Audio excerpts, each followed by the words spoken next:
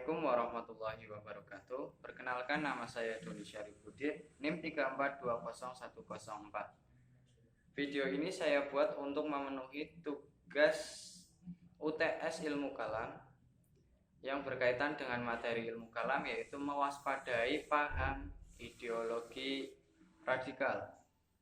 Ya, seiring dengan perkembangan arus informasi dan penyebarannya yang tidak mengenal batas, paham atau pengaruh berefek positif dan negatif pun turut merebak ke seluruh dunia dengan mudah. Contohnya paham radikal atau radikalisme. Paham radikal atau radikalisme ini suatu pikiran atau paham yang melakukan perubahan-perubahan secara drastis tanpa aturan. Paham ini juga mampu menembus batas-batas wilayah maupun usia. Paham radikal yang sekarang ini tuh sudah sangat canggih, disebarkan lewat media sosial dengan dukungan jaringan internet yang sekarang itu sudah merupakan kebutuhan pokok bagi generasi saat ini. Tidak semua berita atau informasi dalam media sosial itu bersifat benar atau berisi benar. Semuanya itu justru sekarang banyak informasi yang berupa hoax. Hoax itu ya sebuah berita yang berisi kebohongan. Sedangkan berita hoax ini itu sebuah publikasi yang terlihat seperti berita faktual, namun ternyata berisi kebohongan dan fitnah, informasi atau ya pokoknya yang tidak benar lah.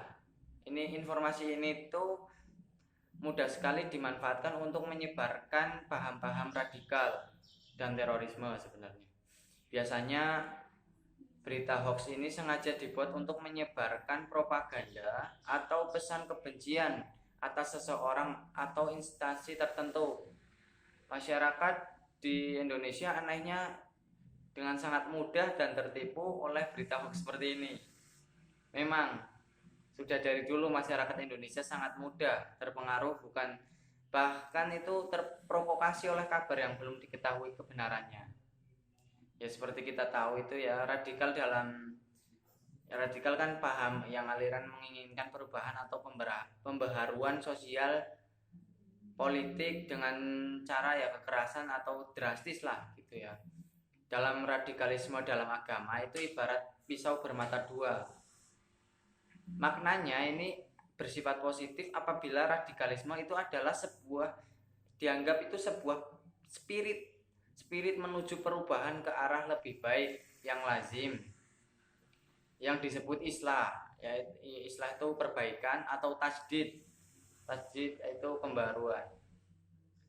Namun dikarenakan maraknya aksi-aksi radikal yang terjadi dalam beberapa kurun waktu ini, itu lebih cenderung ke dalam isu-isu ideologi radikal keagamaan. Maka seolah-olah agama adalah sarang radikal. Oleh karena itu menjadi benar tindakan yang dilakukan oleh pemerintah dan aparat untuk memberikan edukasi tentang hakikat radikalisme dalam konteks yang lebih luas.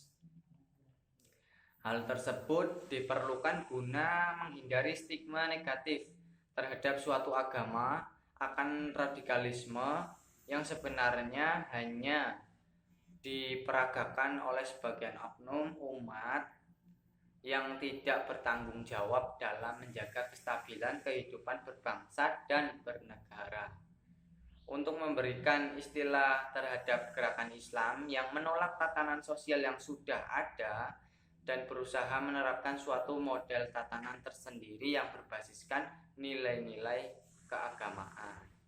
Sampai sekarang para pengamat Islam masih belum mendapatkan kesepakatan tentang istilah tersebut, istilah tentang radikal di keagamaan. Namun indikasi yang muncul adalah adanya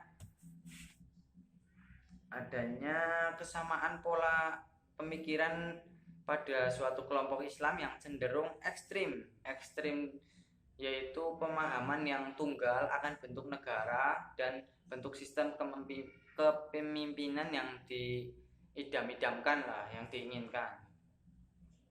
Dalam implementasi ilmu kalam, anti radikal itu bertujuan untuk mewujudkan masyarakat, khususnya kita generasi yang toleran dan cinta damai di tengah kehidupan berbangsa yang plural.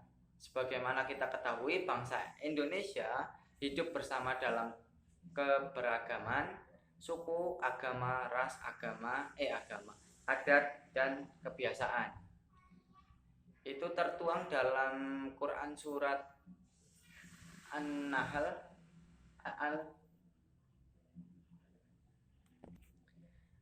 terdapat dalam Quran surat An-Nahl ayat 125 yang artinya, serulah manusia kepada jalan Tuhanmu dengan hikmah dan pengajaran yang baik, dan berdebatlah dengan mereka dengan cara yang baik. Sesungguhnya Tuhanmu dialah yang lebih mengetahui siapa yang sesat dari jalannya, dan dialah yang lebih mengetahui siapa yang mendapat petunjuk. Maksud dari ayat An-Nahl ini 125,